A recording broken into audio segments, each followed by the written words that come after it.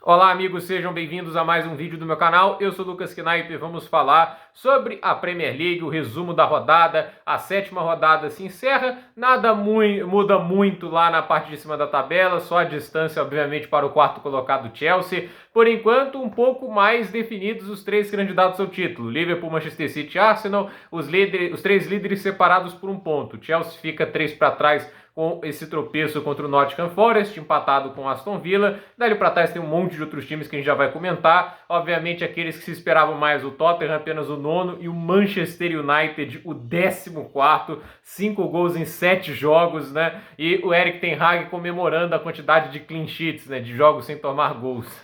Haja coragem de fazer isso com a torcida nesse estado de nervos, mas estaremos aqui para falar sobre todos esses jogos. Peço que deixe seu like, se inscreva no canal, compartilhe este vídeo e claro, deixe o hype se puder. Primeiro, o Liverpool venceu o Crystal Palace por 1-0. Assim, poderia ter feito mais, mas o próprio Diogo Jota, que fez o gol que deu a vitória, né, perdeu muitas chances, né? O Cody Gakpo talvez tenha vivido ali a melhor atuação dele na temporada ou no ano, né? Não é um cara que veio com assim desempenhos tão surpreendentes quanto se imaginava, né? Eu me lembro que muita gente falava dele do United, do nada foi pro Liverpool, mas no Liverpool não teve o super impacto que tinha na Eredivisie, o que era de se esperar. O nível das competições é muito diferente, mas nessa partida ele fez muito do que fazia por lá, né? Bons passes, boa criação de jogadas. E, obviamente, a defesa do Liverpool sempre um ponto muito positivo, nem mais uma vez clean sheets, e assim, é um time que sofreu 2 gols em 7 jogos, então o Arne Slot montou a melhor defesa da Premier League até agora, 1-0 para o Liverpool contra o Crystal Palace. O Brentford ganhou de 5-3 do Wolverhampton, né? O Wolverhampton não vivendo um bom início de campeonato, assim,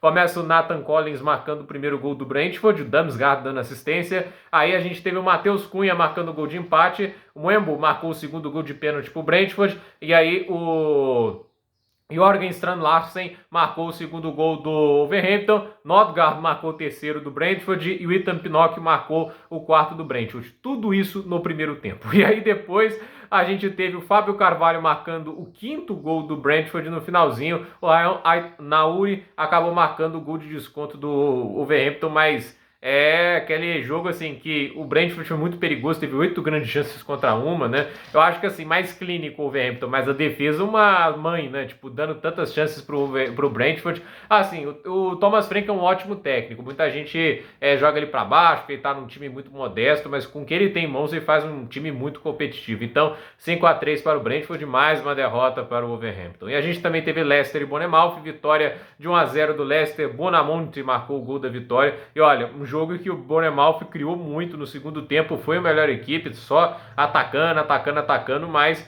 no final não conseguiu criar, assim, faltou pontaria para os jogadores, né? Era para ter exigido mais do Mads Hermansen, que é um ótimo goleiro, tem feito um bom trabalho até agora, e assim, eu posso estar enganado, mas acredito que essa é a primeira vitória do Leicester com o Steve Cooper na Premier League. Só checar aqui. Foi, né? Primeira vitória do Leicester com o Steve Cooper. Mas não é uma atuação também que, nossa, o Leicester começou a acordar. Tem que esperar mais. A gente teve o West Ham vencendo de 4-1 o Ipswich Town. Tava na hora de ganhar, né?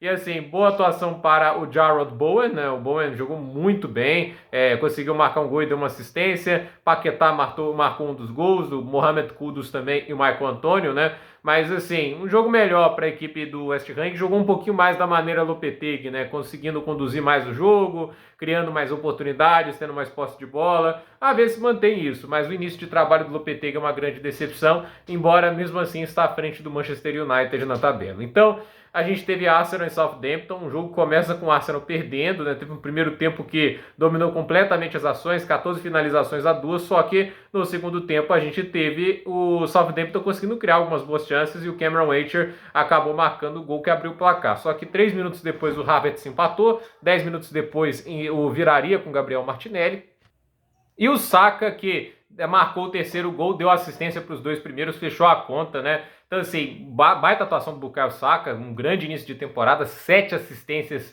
até agora.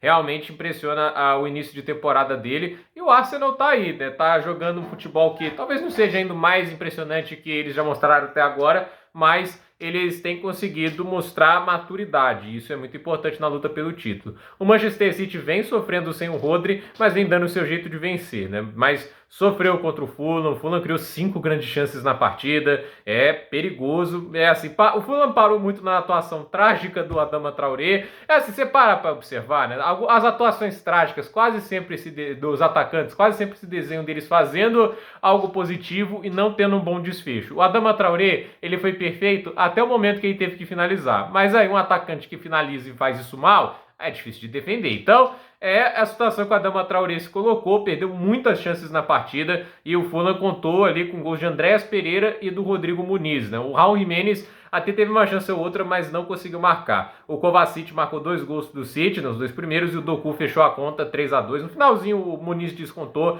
mas não havia tempo suficiente para o Fulham conseguir buscar o empate. Tempo até havia, mas não conseguiram, né?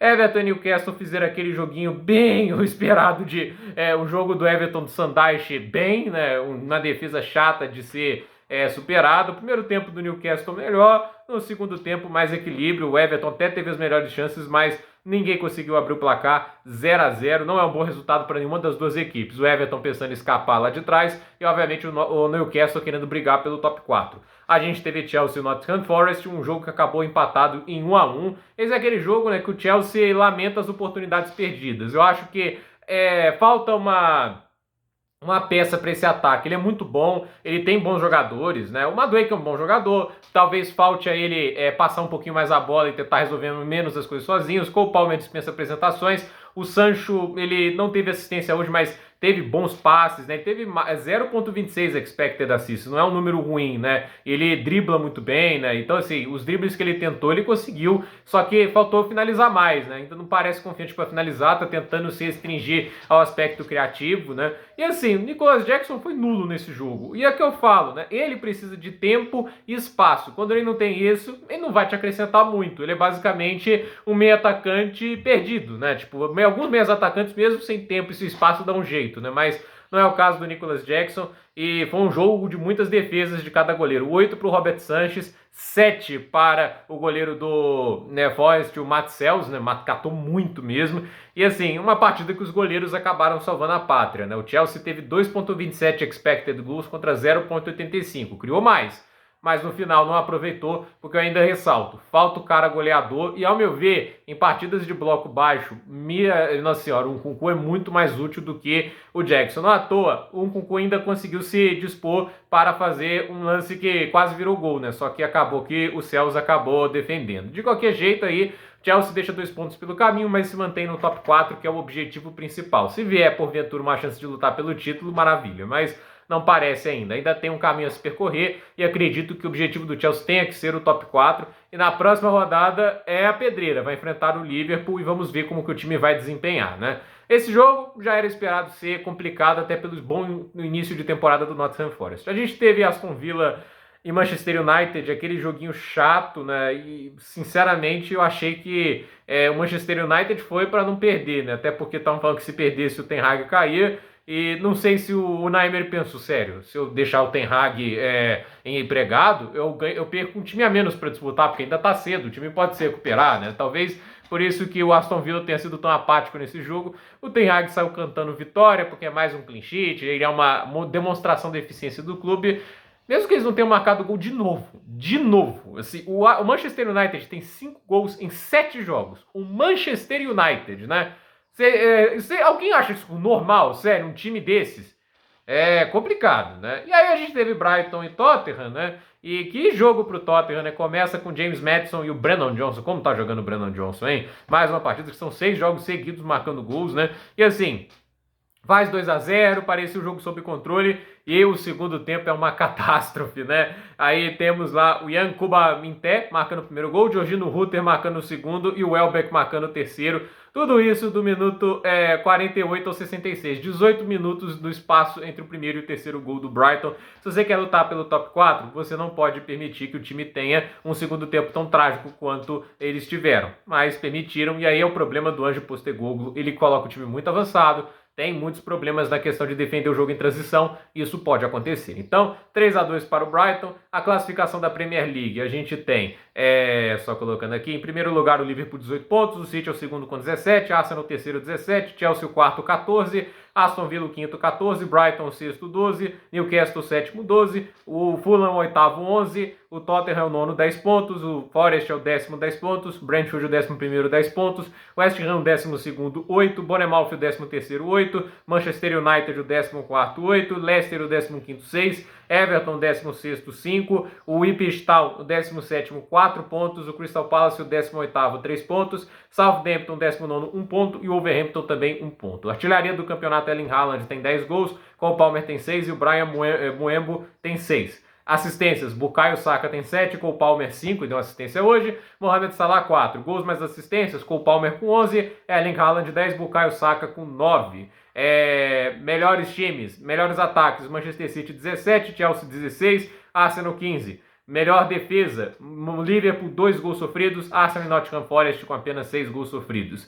A próxima rodada a gente tem Tottenham e West Ham, Manchester United e Brentford, Newcastle e Brighton, Fulham e Aston Villa, Southampton e Leicester, Ipswich Town e Everton, Bournemouth e Arsenal, Manchester City e Wolverhampton, Liverpool e Chelsea, Nottingham Forest e Crystal Palace. Então, a ver o que vai acontecer na próxima rodada. Essa rodada que acontece nos dias 19, 20 e 21 de outubro, infelizmente, sem Premier League até o fim desta data FIFA. Gente, por esse vídeo é isso. Dúvida nos comentários, deixe seu like, se inscreva no canal, compartilhe este vídeo e até o próximo vídeo.